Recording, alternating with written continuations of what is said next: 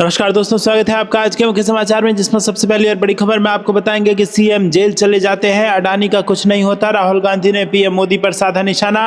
खबर में आगे जिक्र होगा कि बीजेपी पूरी की पूरी सरकार ही आउटसोर्स कर दे, उसका एक जगह से ही सारा कमीशन एक साथ सेट हो जाएगा। अखिलेश यादव ने दिया यह बयान। खबर में आगे जिक्र होगा कि झारखंड चुनाव पर लालू यादव का एग्जिट पोल रिजल्ट देख चौंक जाएंगे हेमंत सोरेन और जेपी नड्डा। इसी के साथ घूसकांड के आरोप में अडानी के खिलाफ अरेस्ट वारंट अमेरिकी कोर्ट में हुई सुनवाई। और आगे खबर में जिक्र होगा कि मोदी सरकार की मुश्किलें बढ़ाएंगे किसान, दिल्ली के गुरुद्वारे में मीटिंग प्लान, एसकेएम ने बताया आगे का एजेंडा। दोस्तों, हर एक खबर की गहराई में आपको ले जाएंगे, लेकिन उससे पहले आपसे निवेदन कि वीडियो कीजिए लाइक और चैनल को सब्सक्राइब करके बेल आइकन दबाकर कमेंट में लिखिए जय हिंद। रुक करते हैं सबसे पहली और बड़ी खबर की तरफ। अडानी का कुछ नहीं होता, राहुल गांधी ने पीएम मोदी पर साधा निशाना, कहा सीएम चले जाते हैं जेल। जी हां दोस्तों, यहाँ पर आपको बता दें कि कांग्रेस नेता राहुल गांधी अडानी के मुद्दे को लेकर पीएम मोदी पर निशाना साध रहे हैं। राहुल गांधी ने कहा कि देश में सीएम को जेल भेजा जा रहा है, लेकिन अडानी का कुछ नहीं हो रहा है। और उन्होंने कहा कि ये बिजनेसमैन पीएम मोदी को पूरा समर्थन करते हैं,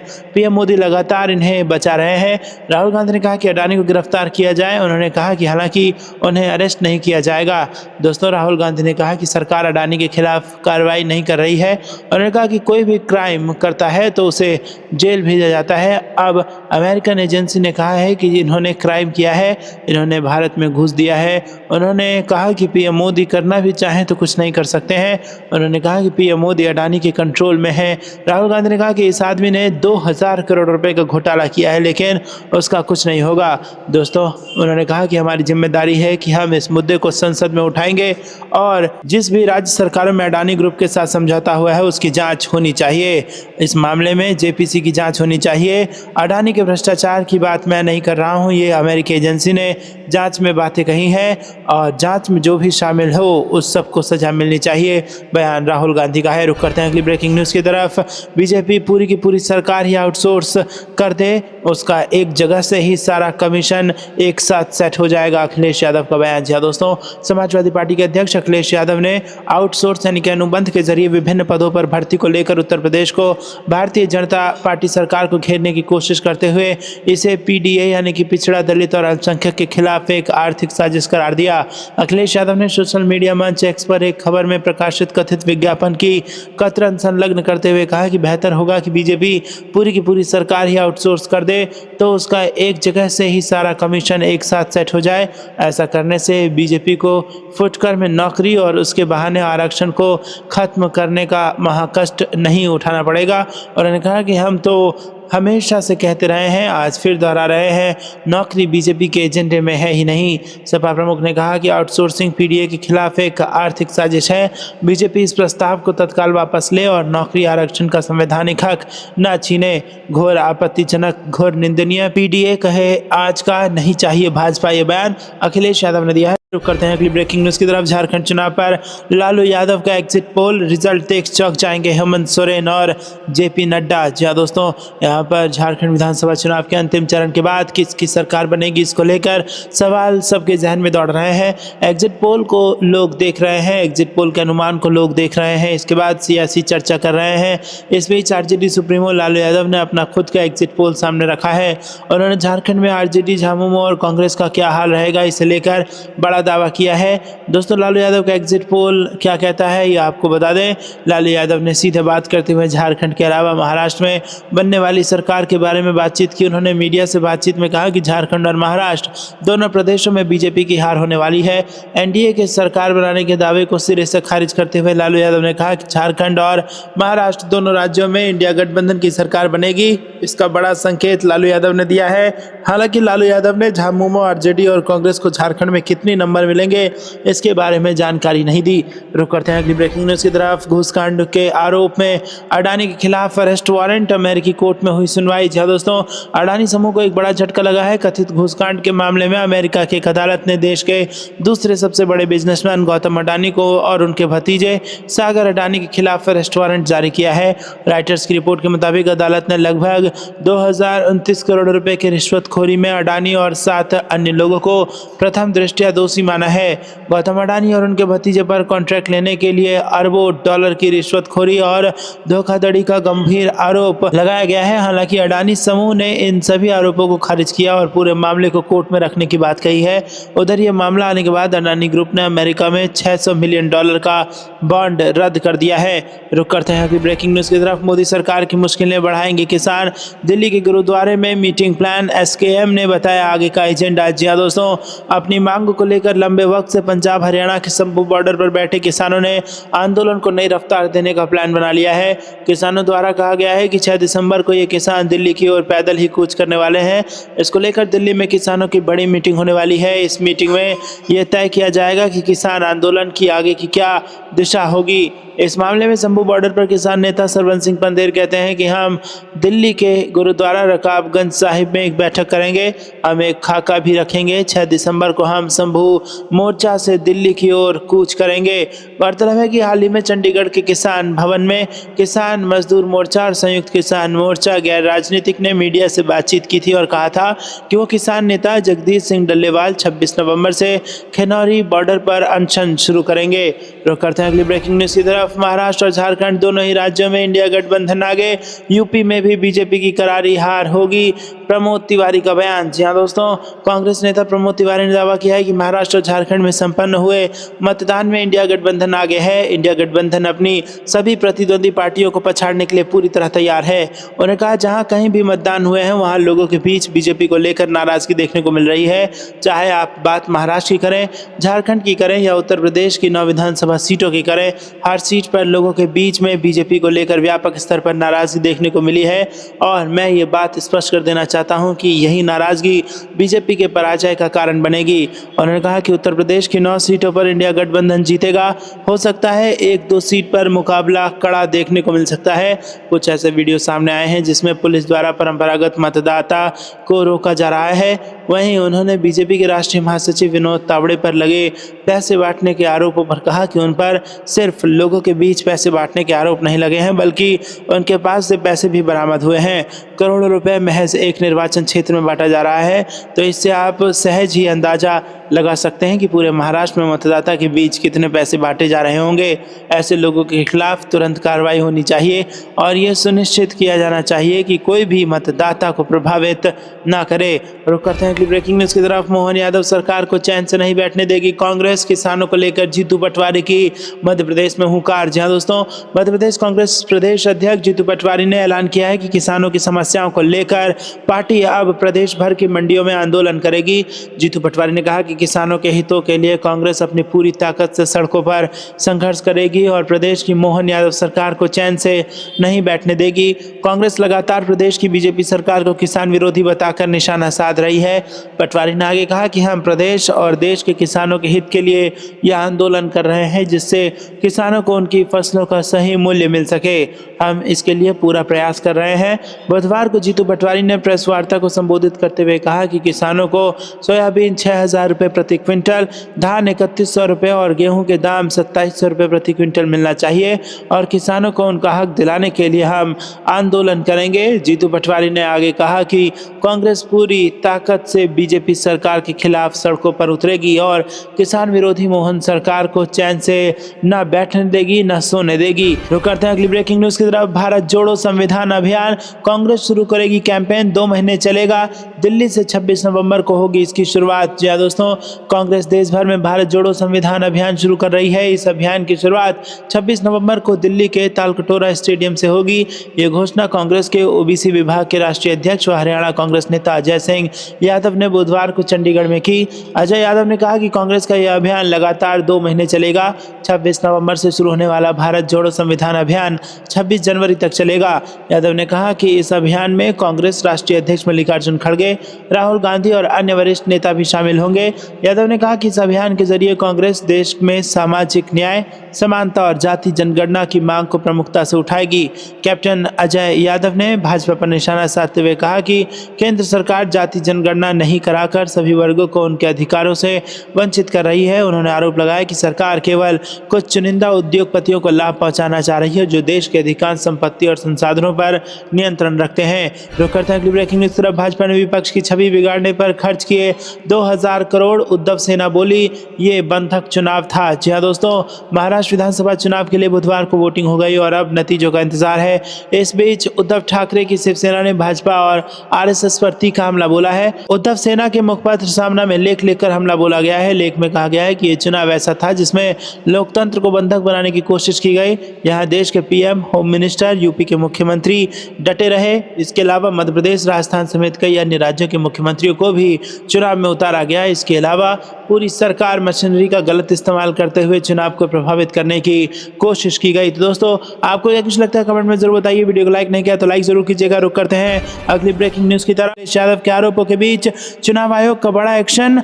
आयोग ने दिए नए निर्देश और कई अधिकारियों को किया सस्पेंड। जी दोस्तों, उत्तर प्रदेश में जारी उपचुनाव के बीच भारत निर्वाचन आयोग ने सख्त एक्शन लिया है और कड़े निर्देश दिए हैं। सूत्रों के मुताबिक समाजवादी पार्टी द्वारा सोशल मीडिया पर यूपी उपचुनाव के दौरान कुछ समुदायों को मतदान से रोकने जाने की शिकायतों पर संज्ञान लेते हुए मुख्य चुनाव आयुक्त राजीव कुमार ने सीईओ यूपी और सभी जिला चुनाव अधिकारी, रिटर्निंग अधिकारी को सख्त निर्देश दिया है कि मतदान प्रक्रिया को निष्पक्ष और सुचारू रूप से सुनिश्चित करें।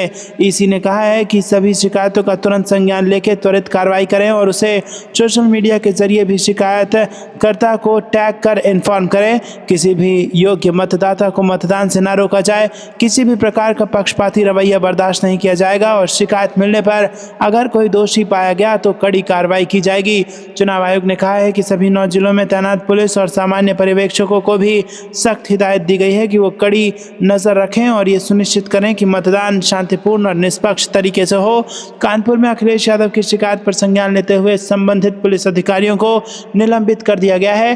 पुलिस ने जानकारी दी कि उत्तर प्रदेश में चल रहे उपचुनावों में प्राप्त विभिन्न शिकायतों पर कार्रवाई करते हुए चुनाव आयोग ने मतदाताओं की जांच करने और मतदाताओं को वोट डालने से रोकने संबंधी चुनाव आयोग के दिशा निर्देशों का उल्लंघन करने वाले पुलिस कर्मियों को निलंबित कर दिया है। दोस्तों, अखिलेश यादव ने कहा कि यहाँ सब वोट सपा को मिल रहा है लेकिन ये अधिकारी गड़बड़ी करवा रहे हैं। भाजपा से झूठा कोई नहीं, बीजेपी के वोटर खुद नहीं निकल रहे हैं। रुक करते हैं अगली ब्रेकिंग न्यूज की तरफ। महाराष्ट्र में महाविकास अघाड़ी बहुमत के साथ बनाएगी सरकार। राजस्थान में सभी सीटों पर कांग्रेस की होगी जीत, सचिन पायलट का बयान। जी दोस्तों, राजस्थान के पूर्व डिप्टी सीएम और कांग्रेस नेता सचिन पायलट ने बुधवार को IANS से बात करते हुए कहा कि महाराष्ट्र में महाविकास अघाड़ी शानदार बहुमत के साथ राज्य में सरकार बनाने जा रही है। जनता सूबे में बदलाव चाहती है।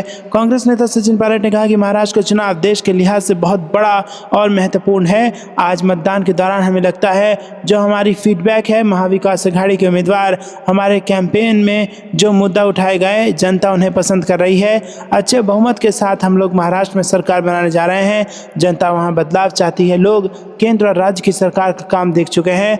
मैं मानता हूं कि शहरी क्षेत्र में हो या ग्रामीण क्षेत्र में, किसान, नौजवान, सब हमारी 5 गारंटी को लेकर कन्विंस हैं और हम आश्वस्त हैं कि हम अच्छे मार्जिन के साथ वहां सरकार बनाएंगे। रुक करते हैं अगली ब्रेकिंग न्यूज की तरफ। भाजपा उपचुनाव वोट से नहीं खोट से चाहती है जीतना। अखिलेश यादव ने अफसरों को चेताया, कहा पेंशन, PF, इज्जत सब कुछ जाएगी। जी दोस्तों, विधानसभा की 9 सीटों पर उपचुनाव के मतदान के बीच सपा अध्यक्ष अखिलेश यादव ने प्रेस कॉन्फ्रेंस कर भाजपा पर सीधा हमला बोलते हुए चुनाव में गड़बड़ी का आरोप लगाया है। सपा मुखिया अधिकारियों पर भी बरसे। उन्होंने कहा भाजपा उपचुनाव वोट से नहीं खोट से जीतना चाहती है। अखिलेश यादव ने दावा किया कि इस उपचुनाव का परिणाम हमारे पक्ष में आएगा लेकिन कोर्ट का फैसला अधिकारियों के खिलाफ जाएगा। उन्होंने कहा कि मुझे उम्मीद है कि चुनाव आयोग बेईमान अधिकारियों के खिलाफ कार्रवाई करेगा। सबकी नौकरी जाएगी, PF पेंशन भी जाएगा, समाज में इज्जत जाएगी। बेईमानी का ठप्पा लगाकर इनका जीवन बर्बाद हो जाएगा। मैंने मुख्य चुनाव आयुक्त से बात की है, उन्होंने बेईमानी करने वाले अधिकारियों की सूची मांगी है। रुक करते हैं अगली ब्रेकिंग न्यूज की तरफ। महाराष्ट्र में शिकायत तेज, बिटकॉइन विवाद पर शरद पवार ने बीजेपी के खिलाफ खोला मोर्चा। जी हाँ दोस्तों, NCP शरद चंद्र पवार प्रमुख शरद पवार ने सुप्रिया सुले के खिलाफ आरोपों का खंडन किया। उन्होंने कहा कि ये ध्यान देने योग्य नहीं है। राज्य के पूर्व मुख्यमंत्री ने बिना किसी का नाम लिए कहा कि आरोप लगाने वाला व्यक्ति कई महीनों से जेल में था, इसीलिए उसने जो कहा उस पर संज्ञान लेने की कोई जरूरत नहीं है। ये दिखाता है कि बीजेपी कितना नीचे गिर गई है। रुक करते हैं अगली ब्रेकिंग न्यूज की तरफ। इस राज्य में बीजेपी सरकार पर बड़ा संकट, 19 विधायक हुए बागी। जी हाँ दोस्तों, मणिपुर में जुलाई 2023 से कुकी और मैती समुदाय के बीच हिंसा का दौर जारी है। ताजा मामला जिरीबाम में 3 बच्चों और 3 महिलाओं के शव मिलने के बाद हुई हिंसा का है। जिरीबाम में शव मिलने के बाद गुस्साई भीड़ ने बीजेपी सरकार के 3 मंत्री और 6 विधायकों के घर जला दिए। अब बीजेपी सरकार को लेकर एक ताजा अपडेट सामने आया है। बीजेपी के भीतर दरार और गहरी हो गई है। ऐसे में सीएम बीरेंद्र सिंह की कुर्सी जा सकती है। बीजेपी सूत्रों की माने तो सोमवार को राज्य की मौजूदा स्थिति पर सीएम ने एक मीटिंग बुलाई। इस मीटिंग में पार्टी के अधिकांश विधायक शामिल नहीं हुए। इनमें मेती समुदाय से आने वाले एक कैबिनेट मंत्री शामिल हैं। बैठक तब बुलाई गई जब सरकार में सहयोगी एनपीपी ने सरकार से समर्थन वापस ले लिया। इसके बाद एनपीपी अध्यक्ष और नागालैंड के सीएम कॉनराड सांगमा ने कहा उनकी पार्टी अब सीएम पर भरोसा नहीं रखती है। उन्होंने कहा कि नेतृत्व में बदलाव पर वो विचार करेंगे। रुक करते हैं अगली ब्रेकिंग न्यूज की तरफ।